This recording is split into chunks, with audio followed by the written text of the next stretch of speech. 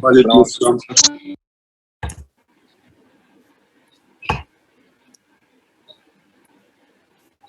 So, Faraz, can we start the session? Yes, sir. There are some people who are trying to join.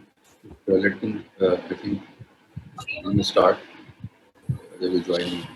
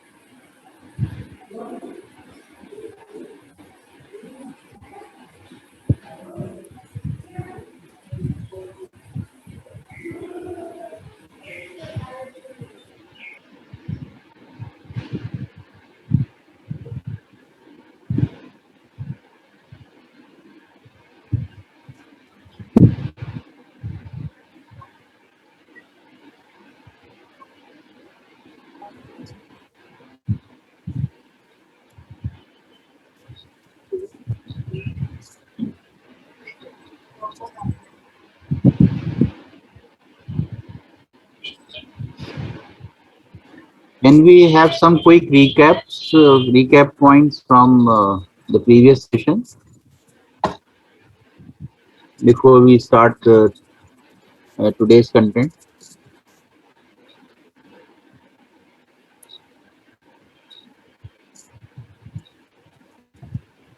Anybody would like to reflect on yesterday's class?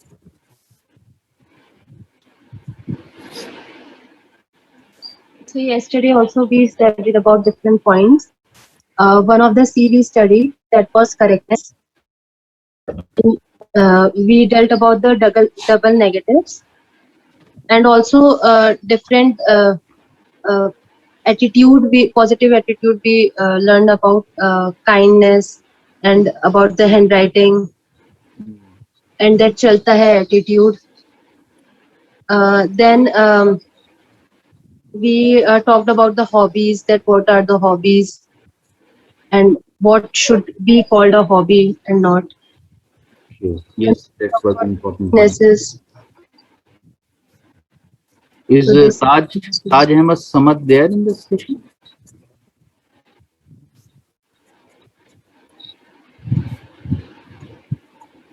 Taj Samad? Subia Ahmed? Is she there? Yes, sir. Subia, do you have some reflections on? Sir, I actually didn't attend the class yesterday. Okay. Okay. What about Aman Khan?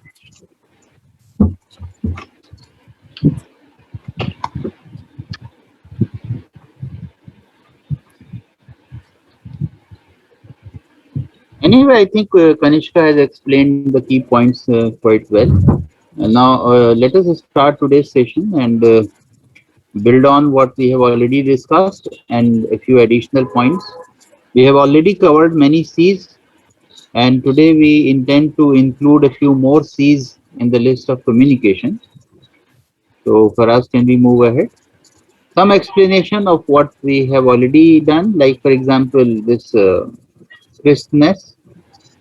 Uh, and I noted that many of us have indulged in this context building unnecessarily. Who am I is a great assignment to work on and all that, those kind of things. I mean, just avoid, get on to the business straight. And the second thing which I have noted in the context of crispness is that often we indulge in unnecessarily theorizing. Now, what do I mean by this? Let us look at this example. For example, when the person is starting a discussion on aim in life, a person starts with this: life without aim is useless and pointless. Life is a great blessing of God, should be spent on purpose with certain aim. Now, I don't think this is required in a write up like this. I mean, you tell what is the how you want to make your life useful, isn't it? And eventful. I mean, all these unnecessarily theorizing it suits the teachers. Teachers have a great love for, तो हम थोड़ा jokingly कहते हैं ज्ञान बांटना, है ना। तो ज्ञान बांटने की जरूरत नहीं है आपको, there is no need. Life is a great blessing of God, everybody knows it. So why should we spend time on this, especially when there is a world limit in the writer?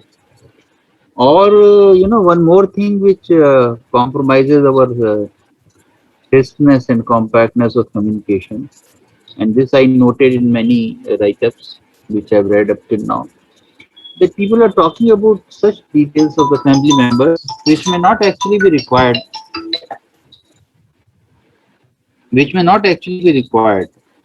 For example, suppose there is a section which expects you to share some family details,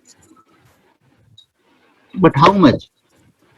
For example, if you share your mother's name, my mother's name is so and so, does it help in any way? Or does it help describe you as a person? Your mother's name may be very dear to you, but for me, who is assessing this write-up with you as the key point of focus, your mother's name is data for me. It's not information. So making, or like for example, some of you have gone into such details. So my elder brother is doing this and my sister is doing this and all that. So if you want to highlight the family orientation, that we are all into the business of provide getting into employment, formal organized employment, then it is okay. But otherwise, to me, this distinction has to be made. Okay, how much details we should share, and because this impacts the consideration also. There are some data which may be information for you, but it may be data for you. So exercise your good judgment on that account. Or such details like, for example, I am a 24 years old male. Now your name also indicates that whether you are a male or a female. So is there a need to mention all this? So I think these are the things which we may take note of. Now I am adding one more C today to the list of C's, and this is credible. So our communication is impactful when it is credible, when it is backed by concrete achievements. Like for example, somebody makes this assertion that I have a potential to make bigger impact on the society with my work. And the person is a founder of an NGO, and he has established entrepreneurship development cell in the college. So all these indicates that the person has demonstrated this potential in his past, dedicated to my work, and the person actually is a topper throughout his her academic life. Now this makes our write-ups credible.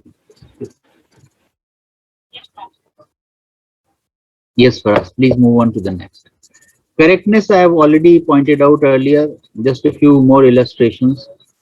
For example, somebody writes, I am brutally sincere, honest, compassionate, and a person of integrity. Now, I don't know, this adjective brutally would go well with all these qualities which you have described. Can somebody be brutally compassionate, for example? Even brutally sincere. One can be brutally honest, but I wonder whether somebody can be brutally sincere or compassionate. So we have to learn to use the adjectives wisely. And I don't think there is a need to mention all the qualities in one go. Because especially if you want to use adjectives, even otherwise, describe each quality separately. I am a sincere person. And maybe then give its illustration, one line illustration. Why do you say that? So that it makes your communication credible. I am compassionate. I help my maid in my household chores. For example, yesterday we discussed it. So better, segregate, and there is no need to mention all the qualities in one go. Now, then I have talked about this issue of clarity. Now, this may be compromised unnecessarily at times. For example, how do you view this communication? I am also religious, but a secular and a rational person. Now, how clarity is compromised in this? The person is hinting, to me it appears like this, that the person is hinting that a person who is religious may not be secular or may not be rational. So is it a kind of mutually exclusive kind of qualities that you can either be religious or rational? So just think about how can we reword it. Yes, I'm a religious person. That's a important quality. And many of you, for example, have described how the existence of some higher being helps you, maintain your sense of balance, become more conscious of your actions because you have this feeling that somebody is watching above us, isn't it? So being religious is one quality. But often, such terms, especially in the current political narrative, some words have become very, very, controversial, unnecessary. So it is better to, not get into those kind of things, which invites unnecessary, discussion, It shows ambiguity. ambiguity also, yes. And, it unnecessarily invites discussion. Somebody may ask, what do you mean by secular? So avoid all such kind of expressions. To me, this is what my feeling is. Now I'm adding one more C today, that is consistency. Our communication should be consistent. Like for example, read this statement: my principles include strict anti-bribery policies. And then the person writes, a person should be as honest as he could be. Do you find this communication consistent?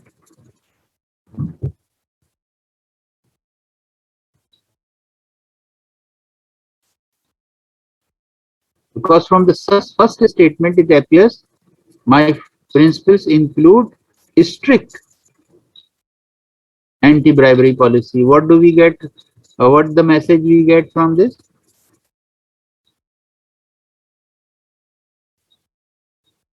The person will never indulge in act of receiving or giving bribe to anyone. Strictness indicates that, especially this use of adjective strict. But then, in the same way, the person writes, a person should be as honest as he could be or he can be. Are these two sentences going together? No, sir. To me, the second statement appears far more balanced than the first one.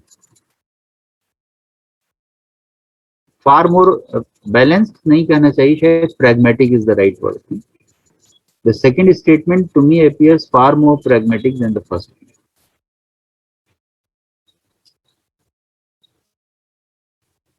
I was listening to a very wise professor from Ahmedabad, Professor Mote, and a budding entrepreneur from amongst his students came to him and he asked about all these, the corruption and all that prevails. And Professor Mote was also a very straightforward and a very person of integrity. He has earned that reputation for himself. He served IIM Ahmedabad for almost 50 years. Because even after retirement, he was one of the regular resource persons. So, when this fellow sought his opinion on this, often I'm forced to indulge in some kind of practices which hurts my value system. But I'm dealing with so many government officials in the course of my entrepreneurial journey. So, what do I do? Should I say no to this and bear the consequences?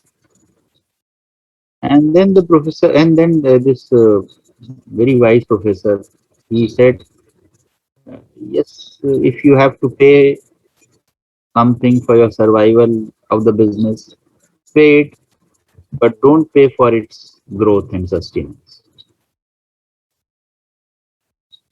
So, to me, that appeared to be a very pragmatic approach, isn't it?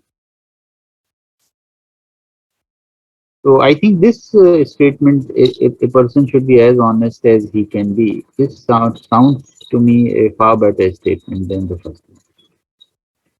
Then consistency is also reflected not only in your communication, but in the way you have lived your life. For example, I noted many of you have raised this concern also consciously, and it is evident from the performance also, especially the academic performance. For a student, especially who has not worked till date in the corporate or in any kind of uh, formal employment situation, academic performance continues to be the best test of consistency in the personality. So if we have been maintaining bright or a consistent academic performance, that also indicates a consistency in the personality orientation. Now, I noted this in one of the write-ups where somebody, while describing their strength, says that I am a punctual person and that's my strength. But when it comes to describing the weaknesses, the person writes that I am poor in time management skills. Now, this again creates lack of consistency. A person who is punctual, to me, it is expected that he would be good in time management skills. Then only one can be punctual. So one has to assess whether our communication is consistent or not. Yes, Faraz, next slide. Yeah, yesterday we have been talking about weaknesses and we have described, for example, we discussed this issue of trust, uh, and then this issue of dishonest people and all that. We also talked about double negatives. Now, let me now discuss some ground rules how to describe one's weaknesses. Can we describe our weaknesses in a universal manner? That I'm an emotional person, for example. Is it a good thing? Or I get emotional in this situation?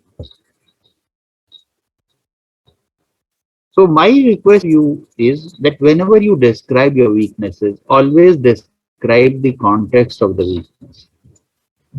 Be as specific as possible. For example, I like this expression. Somebody writes, I can't speak English fluently. Now, this is a very specific weakness which somebody has identified. That I am weak in oral communication, especially English language communication. This could be something which can be worked upon and you can develop fluency. So second aspect of the weakness should be that the weaknesses that you describe, it should be possible to address them gradually. So one ground rule, never describe your weakness in a universal way. I'm weak in communication. I would prefer a statement like this. I'm weak in English communication or speaking English. That's my concern area. And that too, speaking English fluently is my concern area. That's even more specific. Then this statement I also like because of this reason only. Some days I lack discipline. If you say that there is no discipline in my life, now who would take it kindly? In an employment situation, employment demands discipline. If a class has to start at 9:40, it has to start at 9:40. You can't say that I was not able to manage my affairs and not in time. So, and third ground rule: don't overstate your weaknesses. And I noted such expressions in many of the writers. My biggest weaknesses. So such kind of, or my greatest weakness. Somebody writes greatest. My greatest weakness is my writing skill. So such superlatives may better be avoided. Now again, it's a question of correctness also in this. I have some bad qualities. When we are describing our weaknesses, are we making this value judgment that this is good or bad? For example, if somebody can't speak English fluently, is it bad? So No, sir, they can improve. using this expression that I have some bad qualities, to me this is the incorrect use of the language. And the person describes this, I usually get angry at my sister whenever she does not follow my instructions. I try to dominate her in every aspect. Now, this all again to me is an overstatement. I try to dominate her in every aspect. That means you have a patronizing attitude. You do not give sufficient space to your youngers who are under your command in the employment situation. To me, a better statement would have been, I at times get angry with my sister when she does not follow my. This is fairly okay, a balanced statement. But I usually get angry. This is, I think. So, मैं ये नहीं कह रहा कि I am not promoting dishonesty, but I am saying that we have our weaknesses. एक तो वो weaknesses mention करनी चाहिए which are not detrimental to your job performance, the future job performance. So somebody if says I have no discipline in my life, this actually will never go well. So don't describe this. But like English communication or writing skills, now this can work. Or I lose my temper at times when others do not follow my instructions. Now, this is something which you can overcome with training and becoming more conscious of this behavior, this behavioral pattern. So these are some of the ground rules which we need to keep in mind when we are describing our weaknesses. For us, can we move ahead? Now this again some expressions. I'm quite competitive, which makes me become rude. I don't take losing lightly.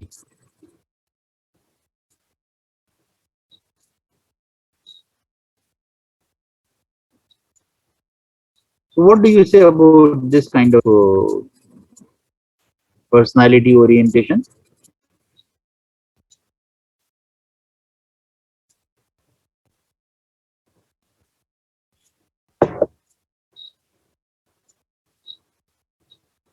I think one, if it is a really a concern area for you, one has to really work hard to get out of this mold. In fact, the person has mentioned it in the context of the sports. You have heard of this term called sportsmanship. What is sportsmanship? Sportsmanship is all about losing gracefully.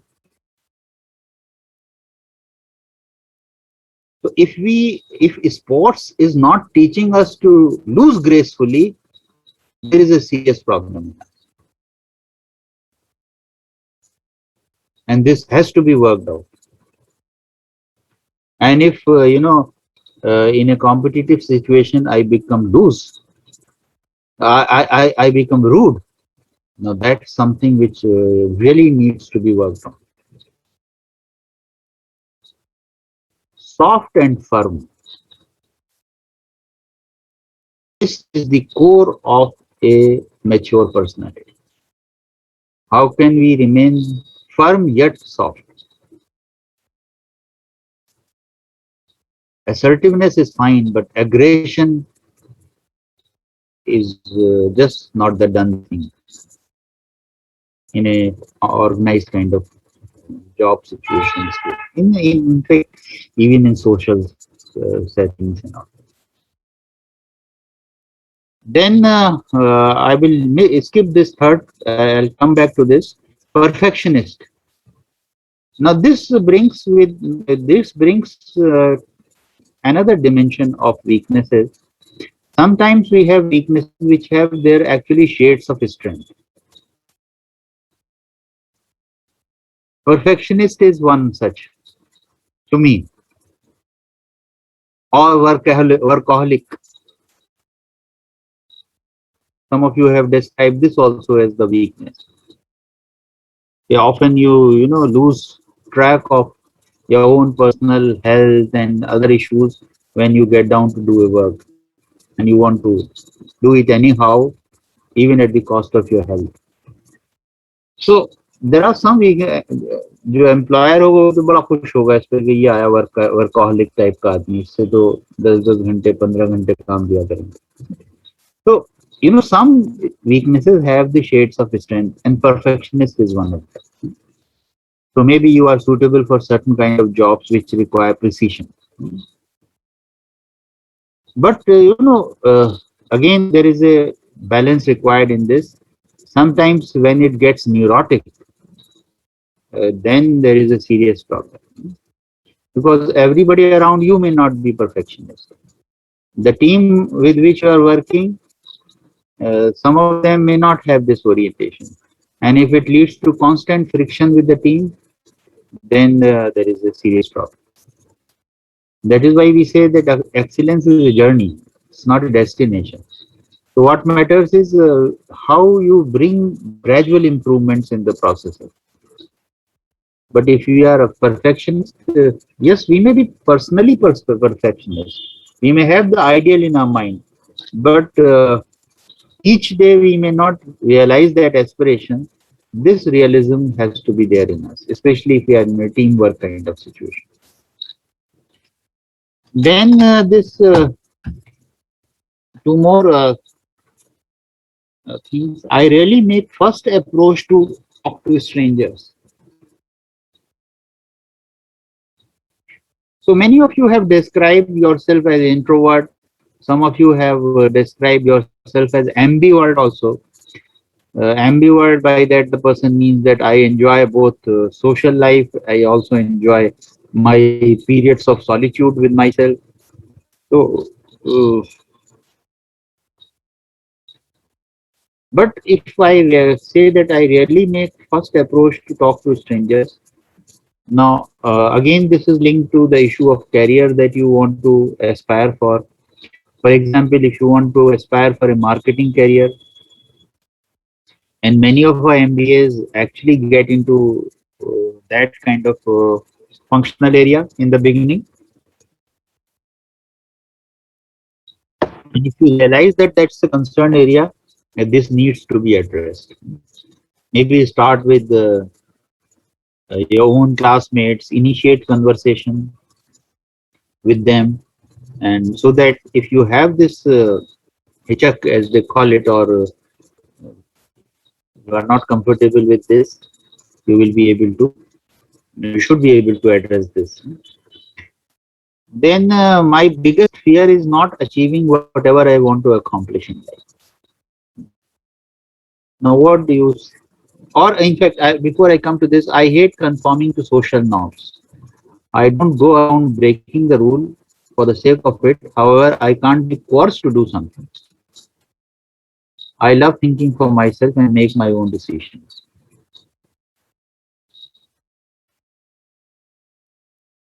Personally, what I feel is that we go through stages of growth. How do we acquire maturity? Actually, there are three stages we undergo. First is the stage of dependence. For example, when we are the young adults, or when we are, just infants, we depend on our parents.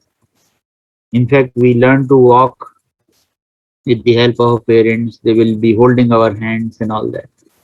We are dependent on meeting our financial needs naturally at times on our parents for quite a stage in life. Unlike the West, where people become independent quite early. So we are first stage is the stage of dependence.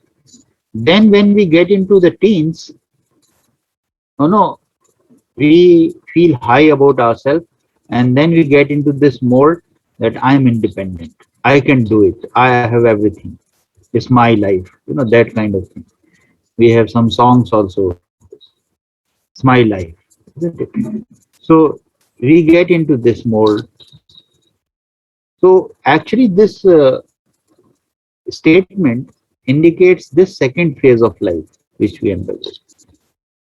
But then the true maturity occurs when we move to the third stage, and that is the stage of interdependence. When we realize that we are linked to a society, we are a cog in the wheel. We are not moving the wheel. The wheel is moving actually. We are part of that wheel. And that is when we realize the independence or the interdependence that we all have. So, like for example, I have my own strengths, but Faraz has its own strengths. So, for example, whenever it comes to solving my technology related problems, I need his help and he obliges. So, from from dependence to interdependence. The way it has been described, the person sounds as if he is stuck at the second stage. Especially this statement sounds a bit too heavy. I can't be forced to do something. So yes, this is okay. I love thinking for myself and making my own decisions. But does that mean that we will not draw inputs from others when we take our own decisions? Can we always take our own decisions? Even for careers, it's so important to have a wise counsel who can share with you the pros and cons, the long-term pros and cons of the career choices that you are making. So, too much of independence to me is not a good virtue or a kind of right kind of attitudinal orientation. Now, what about this? My biggest fear is not achieving whatever I want to accomplish in life. What does this indicate?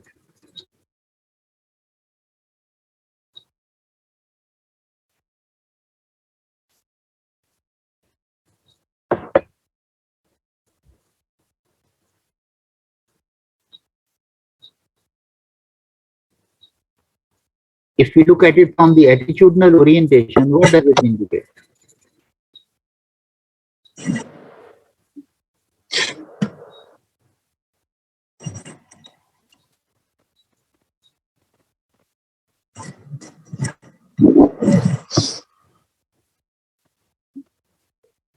Can we have some quick reflections on this? The lack of sportsmanship. Sportsmanship,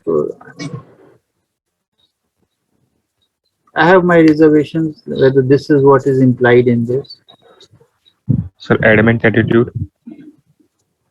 Adamant attitude.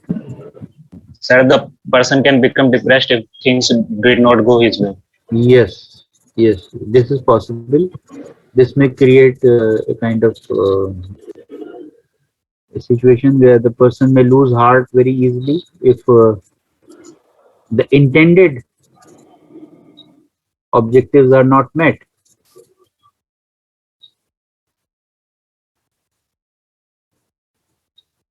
And especially this superlative, the biggest fear. Actually, if we take up a task with this fear in mind, then what happens?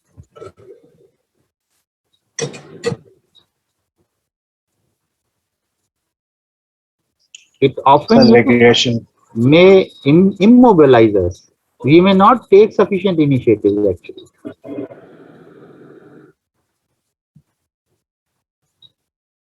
तो जैसे एक वो couplet कहते हैं ना कि हौसले फतेह का ऐलान हुआ करते हैं, कांपते हाथ से तलवार उठाया ना करो।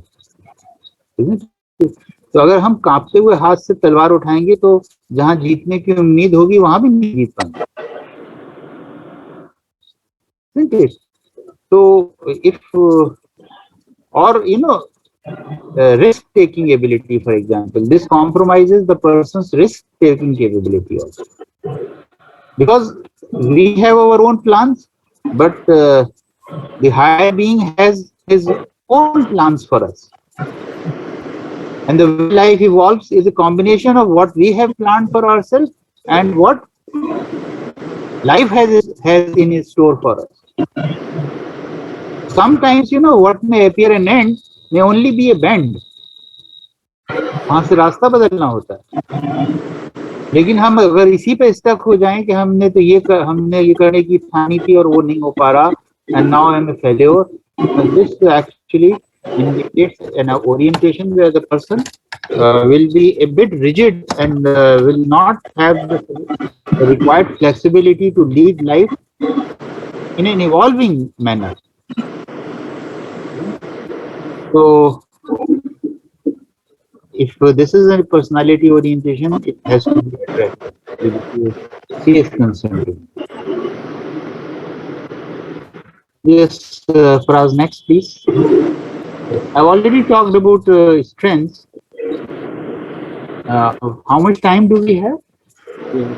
5 odd minutes. So I think this is something which I would like to highlight over here, that when we describe our strengths, this is the bigger thing which should ooze out from this, that we have an ability. In fact, this I would call an attitudinal orientation, that we come out as a person who is taking charge of his life, our life.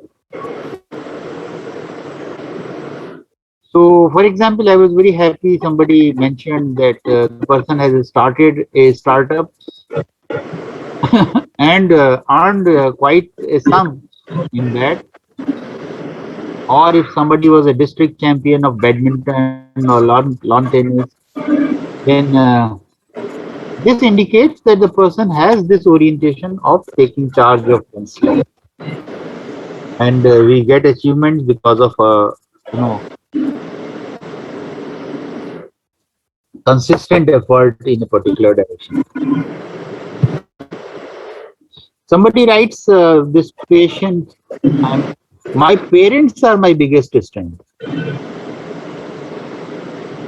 Is it okay to write this? My parents are my biggest strength? Sir, he has used the superlative degree, which must not be there. Can parents be our strength? But they can give us a strength, but they can't be a strength. Yes, they can give us a strength. But our strength should be inside us, not outside us. Isn't it? So this is the core. The strengths reside within the person, not outside. We can draw strength from any source, parents, teachers, from friends, whatever. But ultimately, the strength is inside the person. It resides inside the person. और देखिए, कभी-कभी strengths को describe करने में हमारे अंदर एक ये टेम्पटेशन होता है कि सारी जो सोशली डिजायरेबल वर्च्यूज हैं वो मेंशन कर दें कि I am determined, I am honest, I am punctual, I am hard working. और जब एकेडमिक रिकॉर्ड देख रहे हैं तो पता चला कि वो हाँ कुछ मामला इतना शानदार नहीं। तो देखिए, एक तो वही डिस्क्राइब कीजिए जो जिसके लिए आपसे कहा जाए। अगर मैं कहूँ आपसे, भाई आपने कहा कि मैं डिटर्मिन्ड हूँ, I am a determined person, तो मैं अगर इंटरव्यूअर हूँ तो मैं फौरन पूछूंगा कि भाई आप बताइए, how do you justify from your past life you have acted with determination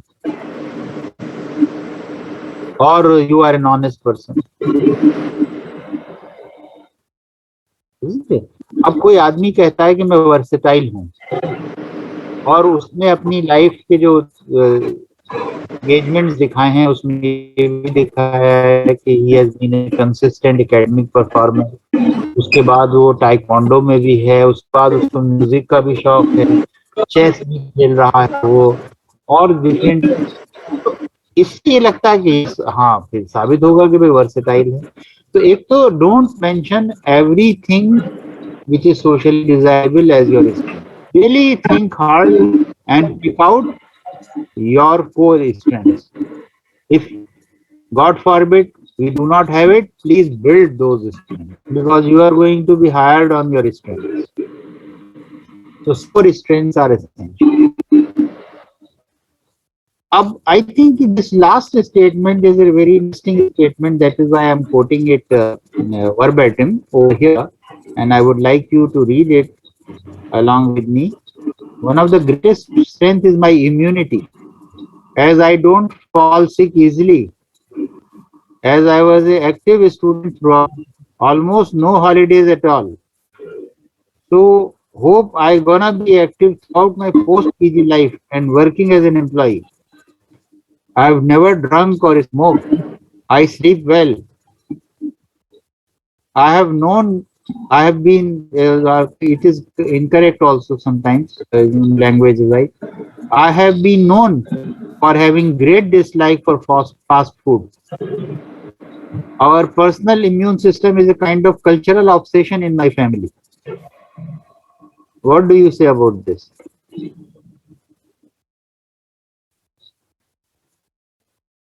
If you come, Sir, come on. yes. It has too much information, and also it is about our health instead of our qualities. So it should be his strength. Mm-hmm. So physical health is good for us, and as far as I can observe, he has shown some kind of discipline, but he has over described it. शायद थोड़ा over description हो गया इसमें। You are right. मुझे लगता है physical strength जो है वो या फिजिकल एंड्योरेंस है, ये एक बहुत इंपॉर्टेंट वर्च्यू है, specially in employment kind of situation. खासतौर से जैसे for example field jobs require lot physical endurance, isn't it? You may have to travel a lot, you may have to walk a lot, and if one is athletic, it will help. लेकिन इस state तक जाना कि I have never drunk और smoked and all that, this is not required. आप ये कहिए कि I maintain personal discipline in my food habits, that's all, good enough.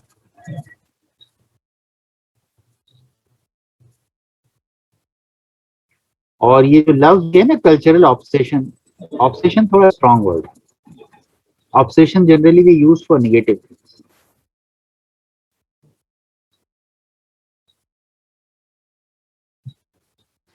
आप ये तो कह सकते थे कि my family is also passionate about maintaining good health, that's all. तो असली चीज देखिए, जिसको हम उर्दू में मयाना रवि कहते हैं ना, middle path, that is the best path. ना आप इधर ज्यादा झुक जाइए ना उधर ज्यादा झुक जाइए। हमारे एक वाइस चांसलर साहब गुजरे, तो वो उन्होंने यहाँ के बाद वाइस प्रोफेसर माने जाते थे, उनसे मशवरा किया जब आए वो वाइस चांसलर होके कि भाई मैं कैसे क्या करूं, यहाँ बड़े ग्रुप्स हैं। तो उन्होंने कहा ना लेफ्ट में देखिए ना राइट में देखिए, नाक की सीट में चलते रहिए। Actually, that नाक की सीध में जो चलना है, that is the right middle path that we have to maintain. So that balance is important. So for us, do we have time to take up the next या उसको बाद में करें? Strength में कुछ हाँ कैरी ये वाला फिर बाद में करेंगे carry. But I think just some quick reflections from Faraz and from other participants in the class. Just wanted to share one example. In fact, when I was very much when I saw that in the weakness part regarding the losing, and in fact, even recently, because Olympics have started, and we recent, most of us are following Olympics and India's performance in Olympics and all. So it's very important to understand why these sports take place and why these games like Olympics, which has a long history. And there was a series actually which was coming before Olympics on one sports channel about the historic moments in Olympics, and there was one very interesting this episode in that series regarding some unusual movements which has happened in the Olympics, and I happened to watch it once. So I remember the case of if any one of you can go back and just reflect on the career of Derek Redmond. Derek Redmond was a sprinter from UK, and he was a European champion and all. And in 1992 Olympics, he was considered one of the favorites. And just at the start of the race, what happened that he tore his hamstring. And though, do you think that any of the athlete would like losing? No, none of the athlete would like losing. Everyone hates losing. And because he was already a winner, so that's why he reached that stage. And when he was like in between, he broke his hamstring and he started crying. Actually, it was so painful, but he did not stop. And everyone was like, the race was finished, but he still kept on going and going. And then his father came running from the stands, and he was stopped in between. But he came and he supported him, and he completed the race.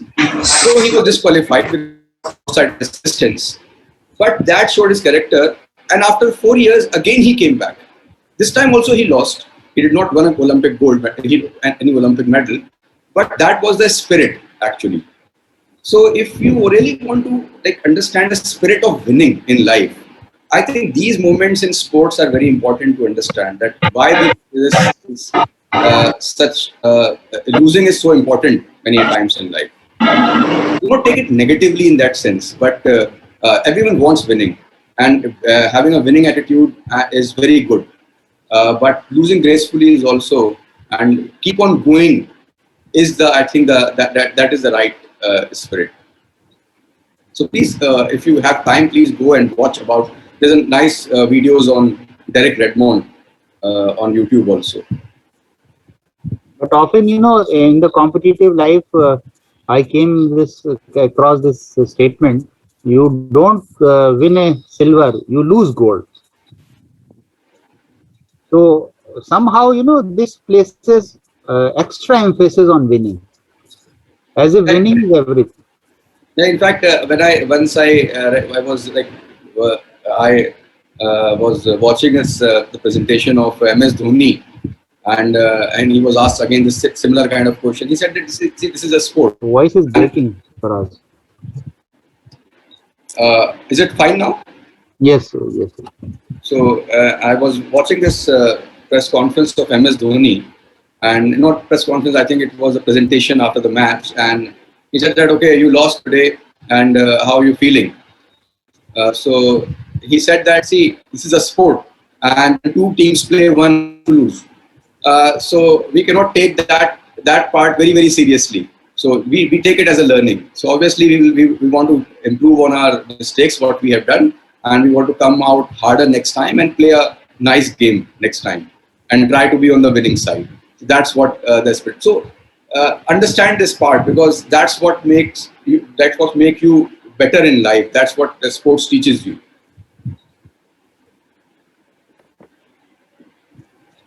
Okay, we'll continue this discussion tomorrow, maybe the last day. Thank you, sir. Thank you, sir. Thank you, sir.